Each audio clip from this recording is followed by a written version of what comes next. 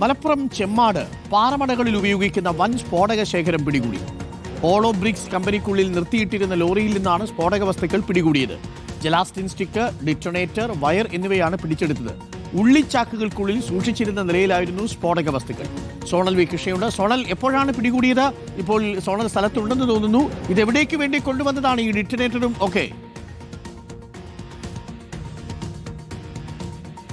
Doctor Arunkumar, നമുക്ക് ദൃശ്യങ്ങളിൽ കാണാം ഈ ലോറിയിൽ സൂക്ഷിച്ച നിലയിലായിരുന്നു ഈ സ്ഫോടക വസ്തുക്കൾ ഉണ്ടായിരുന്നത് എന്നുള്ളതാണ് നമുക്ക് ഇവിടെ പരിശോധന നടത്തിയ പോലീസ് ഉദ്യോഗസ്ഥർ നൽകുന്ന വിവരം. പ്രധാനമായി കഴിഞ്ഞ ദിവസം പാലക്കാട് പിടിച്ചതിനേക്കാൾ കൂടുതൽ അളവിൽ സ്ഫോടക വസ്തുക്കൾ ഇവിടെ എത്തിച്ചിട്ടുണ്ട് എന്നുള്ളതാണ് ഏറ്റവും പ്രധാനപ്പെട്ട കാര്യം. അതായത് ഇന്നലെ രാത്രി മുതൽ ഈ സ്ഫോടക വസ്തു ഇവിടെയുണ്ട്, ഈ ഓളോ ബ്രിക്സ് കമ്പനിയിൽ ഈ ലോറിയിലുണ്ട്.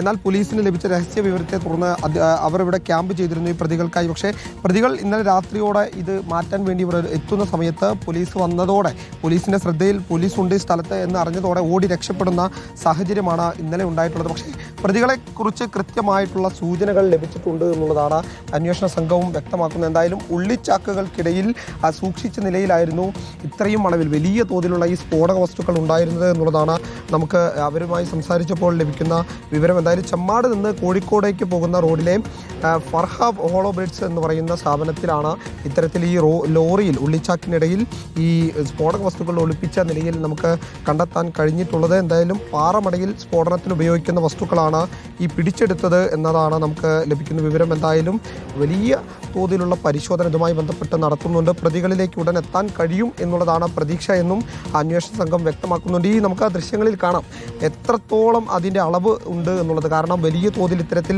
ഇവിടേക്ക് എത്തിക്കാനുണ്ടായിട്ടുള്ള സാഹചര്യം ഉൾപ്പെടെയുള്ളവ പരിശോധിക്കും എന്നുള്ളത് തന്നെയാണ് നമ്മൾ പറയുന്നത്. ഈ നോണലായിട്ടുള്ള 35 ബോക്സ്, അതായത് നോണലിൻ്റെ 35 ബോക്സും എക്സ്പ്ലോസീവ് സ്റ്റിക്കിൻ്റെ 448 എണ്ണവും ഉണ്ട് പിടിച്ചെടുത്തതിൽ എന്നാണ് നമുക്ക് അന്വേഷണ സംഘവുമായി സംസാരിച്ചപ്പോൾ അറിയാൻ സാധിച്ചിട്ടുള്ളത്. എന്തായാലും പ്രതികളെ ഇന്നലെ പിടികൂടാൻ കഴിഞ്ഞു. കുറച്ച് ആശങ്ക ഉണ്ടാക്കുന്നതാണ്. അത്രയും സ്ഫോടക വസ്തുക്കളല്ലേ ലോറിക്കകത്ത് കയറ്റിക്കൊണ്ടുവന്ന് ഒളിച്ചു വെച്ച് ഭദ്രമായിട്ട് ഉള്ളിക്കകത്തൊക്കെയാണ് കൊണ്ടുവന്നത്.